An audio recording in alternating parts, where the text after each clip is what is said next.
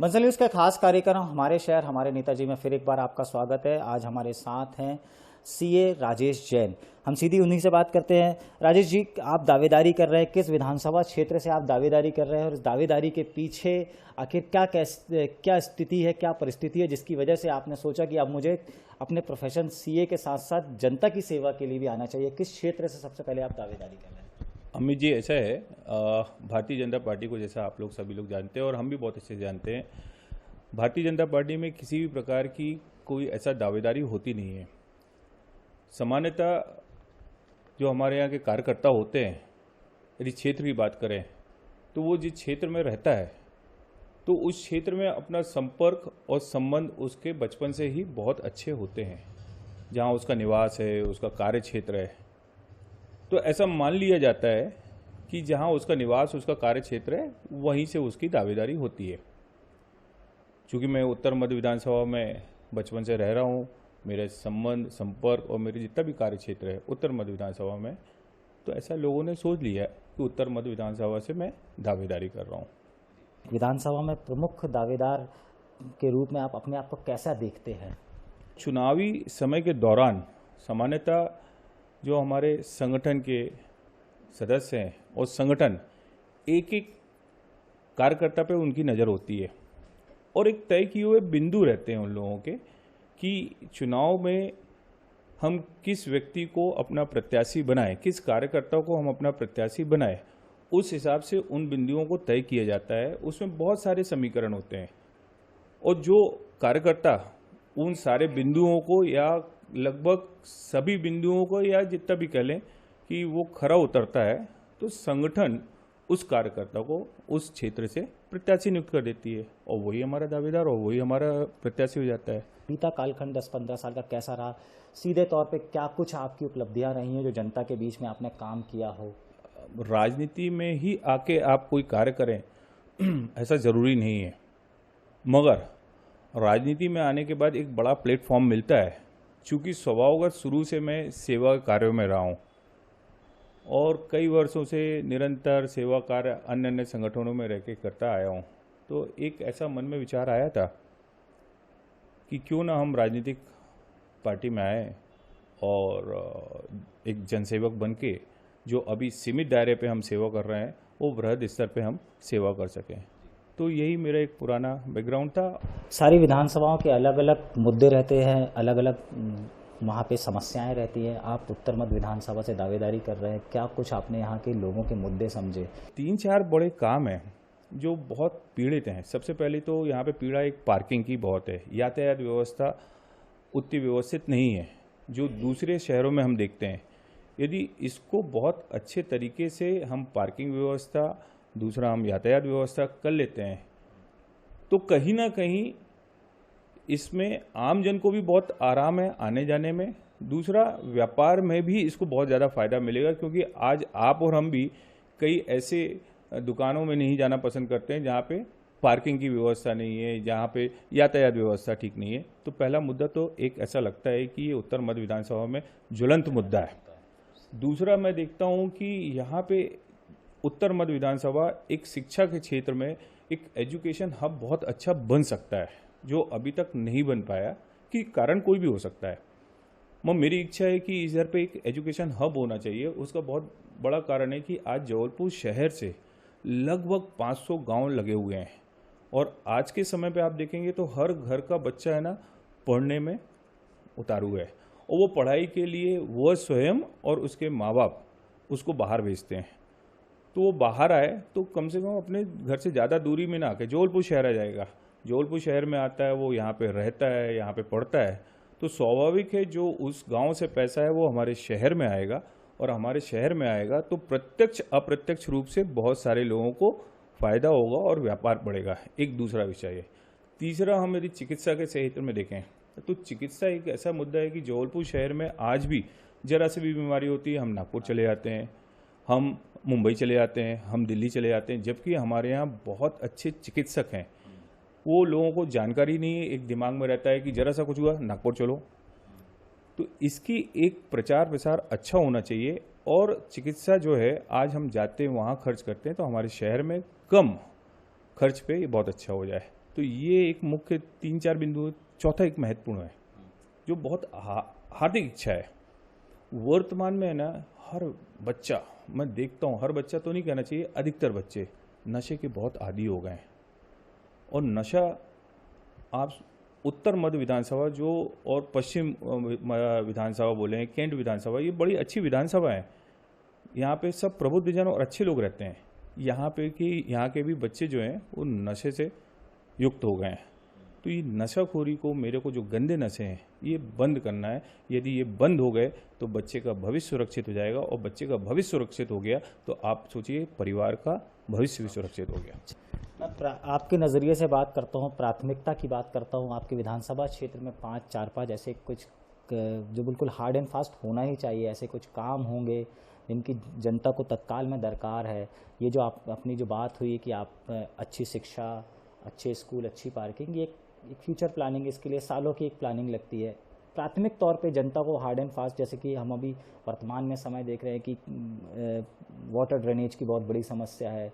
LNT के नाले थे तो वो, आप ही की विधानसभा की बात कर रहा हूँ, LNT के नाले थे तो वो मुंह बाय खोए रहते हैं, आए दिन महिलाएं बच्चे उसमें गिरते रहते हैं। तो प्राथमिक तौर पे 4-5 ऐसी क्या चीज़ें हैं जिसको साल 2 साल में ही करना जरूरी है कि जिससे जनता को सीधे तौर पे राहत मिले? देखिए, आप यदि बात करेंगे कि ड्रेनेज सिस्टम, तो नगर निगम काम कर ही रहा है और जबलपुर शहर में विकास का कार्य चल रहा है। चूँकि अभी विकास कार्य बहुत तेज़ी से चल रहा है तो ये कहीं ना कहीं जल भरावन का चल रहा है। ये तो हो ही जाएगा और ये होना ही है, क्योंकि जबलपुर स्मार्ट सिटी घोषित हुई है तो उसमें उत्तर मध्य विधानसभा में ही आती है, तो वो हो जाएगा। ये बड़ी समस्या नहीं है, ये कुछ समय की समस्या है। फिर मैं बात करूंगा कि जो तुरंत समस्या का समाधान है वो यातायात और पार्किंग, ये तुरंत है। यदि तुरंत कर दिया तो बहुत सारे लोगों को ये राहत मिल जाएगी। मूलभूत सुविधाओं की बात करें, वैसे उत्तर मध्य विधानसभा तो समृद्ध विधानसभाओं में गिनी जाती है, कैंट विधानसभा भी समृद्ध कही जाती है। फिर भी एक सवाल है कि जहां अमीर रहते हैं वहां गरीब भी रहते हैं। तो मूलभूत सुविधाएं, जैसे कि हम बात करें रोटी, कपड़ा, मकान, स्वास्थ्य, इसको कैसे देखते हैं आप अपनी विधानसभा में? मेरे को लगता है उत्तर मध्य विधानसभा में ऐसा बहुत ज़्यादा आर्थिक रूप से कमज़ोर व्यक्ति रहते हैं, और रोटी, कपड़ा, मकान तो है ही है। सिर्फ यहाँ पे रह गया है शिक्षा और चिकित्सा का है। तो शिक्षा और चिकित्सा यदि बहुत अच्छी हो जाती है तो सारी व्यवस्थाएं बहुत अच्छी हो जाएंगी, शिक्षित हो जाएंगे तो आर्थिक रूप से कमज़ोर व्यक्ति भी अच्छा हो जाएगा। और जो आर्थिक रूप से कमज़ोर हैं उनके लिए रोज़गार की व्यवस्था की जानी चाहिए। उनकी रोज़गार की व्यवस्था होगी, उनसे समझा जाएगा कहाँ क्या समस्या जा रही है। सरकार जो है, हमारी भारतीय जनता पार्टी, ऐसे हर वर्ग के लिए अनेक योजनाएं लेकर आई है, तो वो योजनाओं का उनको लाभ मिल ही रहा है। और मैं नहीं समझता हूँ कि ऐसा कोई आर्थिक रूप से कमज़ोर परिवार होगा जिसको सरकार की तरफ से जो घोषित योजना है उनको लाभ नहीं मिल रहा है। बस फिर मैं एक बात बोलता हूँ कि मैं आपको दावेदार नहीं, एक सामाजिक व्यक्ति बोलता हूँ कि हर वर्ग, हर उम्र के लोगों में आपकी पैठ कैसी है? आपने खुद एनालाइज किया होगा कि यार मैं यहाँ जाता हूँ तो ये लोग मेरे पास आते हैं, तो क्या लगता है कि क्या पैठ है आपकी लोगों में? स्वयं के आकलन की बात कर रहा हूँ। ये बहुत अच्छा प्रश्न किया हुआ है। मेरे को ईश्वर की तरफ से जो स्वभाव मिला है, हर व्यक्ति को ईश्वर की तरफ से अपना अपना एक स्वभाव मिलता है। तो मैं अपने मंदिर समिति में 4 बार का अध्यक्ष रहा हूँ, अन्य संगठनों में भी कहीं ना कहीं किसी न किसी दायित्व में रहा हूँ, और वर्तमान में अभी पंचायत सभा, जैन दिगंबर पंचायत सभा का मैं पंच भी हूँ। तो स्वाभाविक है, जब इतने संगठनों में आप कार्य करते हैं तो कम आयु से लेके अधिक आयु तक के महिला और पुरुष सभी से आपका संपर्क होता है। तो मैं तो सबकी समस्याओं को सुनना और उनके समाधान के लिए जो प्रयास होता है और बहुत सहजता और सरलता से मिलता हूँ। तो मेरे को हर आयु से कहीं कहीं दिक्कत नहीं जाती। मैं देखता हूँ सभी बच्चे खुश रहते हैं और सभी महिला पुरुष सब खुश रहते हैं। तो मेरे को कहीं से भी उनके साथ घुलना मिलना ये कहीं मेरे को दिक्कत जाती नहीं है। सभी आयु वर्ग में मेरा ऐसा लगता है कि बहुत अच्छा संबंध है और संपर्क है। आप दावेदार नहीं मानते, लेकिन मैं आपको दावेदार मानता हूं। तो मैं अपने तरफ से एक सवाल आपसे ये पूछता हूं कि क्या मजबूत आधार है जनता के बीच में? पार्टी आपको उम्मीदवार बनाती है, अपना क्या मजबूत आधार है जिसको लेकर आप जनता के बीच में जाएंगे? देखिए, मजबूत आधार तो मैं स्वयं तय नहीं कर पाऊंगा। ये तो फिर मैं बोलूँगा कि हमारी जो भारतीय जनता पार्टी है वो उसने अपने जो तय किए हुए बिंदु हैं, उस तय किए हुए बिंदु में मेरे को लगता है कि यदि मैं उसमें उस काबिल हूँ और मेरे जो पुराने कार्य हैं और सारी चीज़ों को देख के तो हो सकता है। क्या क्या वर्तमान में क्या परिदृश्य देख रहे हैं आप उत्तर मध्य विधानसभा का वर्तमान में? उत्तर मध्य विधानसभा शुरू से ही हमारी भारतीय जनता पार्टी की रही है। किन्हीं कारणों से बहुत कम मतों से पिछली बार हम लोग छूट गए और अभी भी परिदृश्य बहुत अच्छा है। कहीं से भी नहीं ऐसा दिखता है कोई भी यहाँ पे प्रत्याशी नियुक्त करते हैं और आने वाले कई सालों में, इस बार नहीं, वर्तमान नहीं, आने वाले कई वर्षों में उत्तर मध्य विधानसभा में भारतीय जनता पार्टी ही रहेगी और यहाँ का हमारा विधायक ही रहेगा। अगर वोटर की नज़र से भी देखा जाए तो क्या वोटर के दृष्टिकोण से देखा जाए तो आपको क्या कितना समर्थन मिलने की उम्मीद है कि पार्टी के साथ साथ खुद एक सीए राजेश जैन, पढ़े लिखे चार्टेड अकाउंटेंट, कितना समर्थन मिलने की उम्मीद है आपको? मुझे ऐसा लगता है कि सीए हो जाना ही सब कुछ नहीं है, क्योंकि ये तो अपना जीवन को निर्वहन के लिए हर व्यक्ति कुछ ना कुछ कार्य करता है।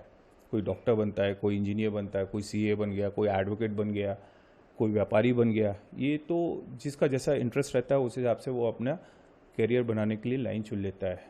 हम ये कहें कि हम सीए हैं तो बहुत अच्छे दावेदार हैं, बहुत अच्छे प्रत्याशी होंगे, ऐसा नहीं है। हमको ये कहना चाहिए कि आपका उस क्षेत्र में कितना संबंध और कितना संपर्क और कितना आप उस क्षेत्र को समझ रखते हैं, उस हिसाब से आप अपनी बात रख सकते हैं भारतीय जनता पार्टी में, अपने पार्टी में, और पार्टी को लगता है तो आपको प्रत्याशी नियुक्त कर सकती है। राजेश जी, हर बार जब चुनाव होते हैं, विधानसभा चुनाव हो या नगर निगम चुनाव हो या लोकसभा चुनाव हो, तो युवा मतदाता जब फर्स्ट टाइम वोट करने जाता है, आपने भी वोट किया होगा फर्स्ट टाइम, मैंने भी वोट किया, तो सबके अंदर एक चाह होती है कि यार मैं इसको वोट करूँगा, यार मैं इस पार्टी के लिए वोट करूँगा। तो इन जो नए मतदाता जो इस बार वोट करेंगे 2023 विधानसभा चुनावों के लिए, उनको लुभाने के लिए या उनके दिमाग में एक छाप छोड़ने के लिए कि नहीं राजेश जैन ये हैं, उसके लिए क्या कुछ स्ट्रेटजी है दिमाग में? देखिए, हम जब युवा थे और जब पहली बार हमने अपना मतदान किया था, और आज के जो युवा हैं जो पहली बार मतदान करेंगे, उनकी समझ और हमारी समझ में बहुत फ़र्क है।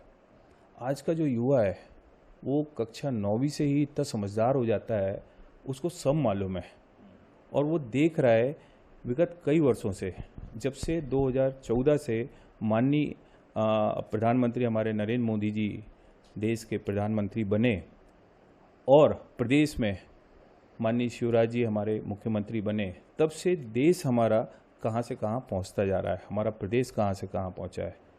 और देश की तो ये स्थिति हो गई है कि जो हमारे मित्रगण हैं आज दूसरे देशों में कार्य कर रहे हैं, हमारे रिश्तेदार दूसरे देशों में काम कर रहे हैं। तो पहले एक ये रहता था कि जिस देश में काम करते थे वहाँ पे भारतवासियों को बहुत अच्छी दृष्टि से नहीं देखते हैं। आज की तारीख में हर वहाँ का जो हमारा देश का नागरिक है जो वहाँ रहता है, बड़े गर्व से महसूस करते हैं और उस देश के लोग उन पर गर्व करते हैं कि भारत देश के हैं। तो ये जो हमारा युवा है देख रहा है कि हमारा देश जो है विकासशील से विकसित होने जा रहा है, तो उसको मालूम है किसके कारण हो रहा है, कौन हमारे इसके पीछे है। और हम आज विदेश जाने की बात करते हैं, देश में ही हमारे पास इतने रोजगार हैं और हम जो पढ़ाई करने बाहर जाते थे, आज हमारे देश में ही इतनी पढ़ाई और शिक्षा की व्यवस्था है। तो युवा को मालूम है कि ये सिर्फ भारतीय जनता पार्टी और माननीय नरेंद्र मोदी जी के ही कार्यकाल में, उन्हीं के शासन में ये सब हो सकता है। तो युवा भारतीय जनता पार्टी के अलावा कहीं जाएगी नहीं, मेरे को पूरा विश्वास है।